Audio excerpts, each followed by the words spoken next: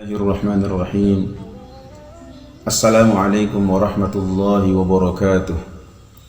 Alhamdulillah wassalatu wassalamu ala rasulillah, la hawla wa la quwata illa billah, wa ba'd.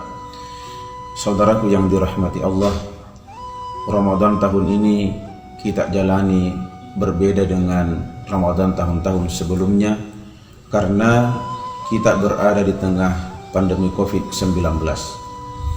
Berkaitan dengan hal ini, ada beberapa hal yang harus kita ingat. Yang pertama, lisan kita. Maksud saya, lisan adalah menjaga lisan agar tidak mencela, tidak mencaci maki makhluk Allah yang berupa virus COVID-19 ini.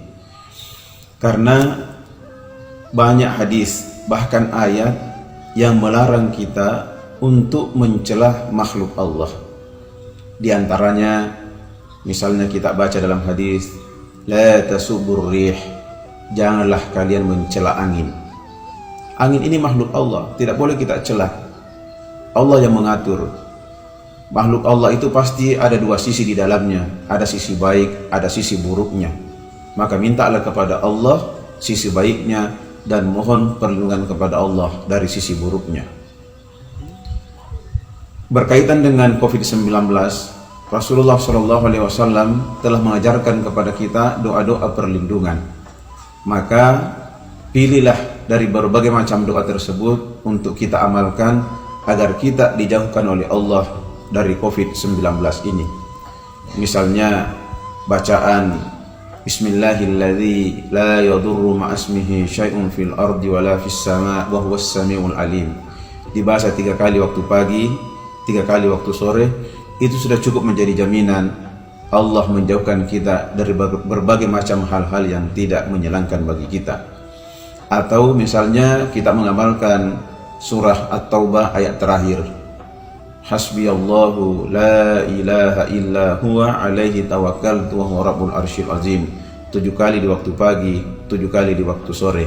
Dan masih banyak lagi doa-doa perlindungan yang diajarkan di dalam Al-Quran dan di dalam hadis. Ini yang pertama, jangan mencela. Karena ini adalah makhluk Allah, diciptakan oleh Allah. Mencelanya berarti mencela penciptanya. Coba kalau misalnya kita membuat sesuatu karya, terus dicela oleh orang, tentu yang tersinggung yang membuat, kita yang membuatnya.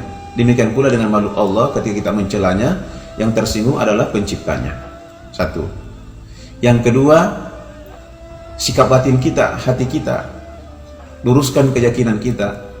Kita telah beriman kepada qada dan qadar. Kita yakin betul bahwa tidak ada sesuatu pun yang terjadi di muka bumi ini kecuali atas dasar ketentuan Allah Subhanahu wa taala. Cuma memang juga kita juga tidak boleh bersikap apatis seperti yang dilakukan oleh orang-orang Jabariyah. Kita tetap harus berusaha semaksimal mungkin mengikuti sunnatullah dengan melakukan amalan-amalan atau hal-hal yang dapat mencegah penyebaran virus tersebut. Misalnya physical distancing, menjaga jarak, ya, memakai masker. Tetapi itu bukan berarti menjamin kita 100% terhindar dari wabah. Ada Allah yang Maha Kuasa. Jadi jaga sikap batin kita bahwa segala sesuatu itu terjadi atas kehendak Allah Subhanahu wa taala. Kalau misalnya kita sudah berusaha semaksimal mungkin secara fisik, kemudian kita menjaga keyakinan kita bahwa segala sesuatu itu terjadi hanya karena Allah Subhanahu wa taala, atas izin Allah, dan takdirnya kita terkena wabah dan meninggal, maka matinya mati syahid. Tetapi mati syahidnya adalah mati syahid akhirat. Berbeda dengan orang yang mati di medan perang membela agama, itu syahid dunia akhirat. Mereka tidak dimandikan, tidak dikafani, tidak disolati, langsung dimakamkan saja dengan pakaian yang dia pakai. Tapi orang yang mati syahid akhirat itu tetap diproses seperti jenazah biasa, walaupun misalnya kalau untuk wabah ada protapnya, ya, ada protap. Tetapi pahalanya dia sudah mendapatkan pahala mati syahid. Ini yang kedua, sikap batin. Yang ketiga, mengambil pelajaran. Disinilah keuntungannya orang-orang yang dulu sebelum wabah ini menyebar sudah istiqamah di jalan Allah.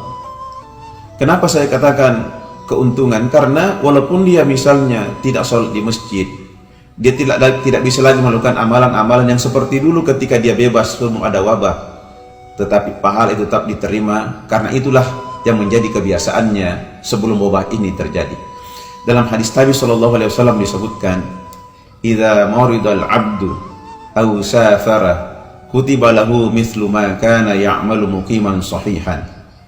Apabila seorang hamba sakit atau musafir, maka dia diberikan pahala oleh Allah berdasarkan kebiasaan amalnya ketika dulu dia sehat dan ketika dia mukim.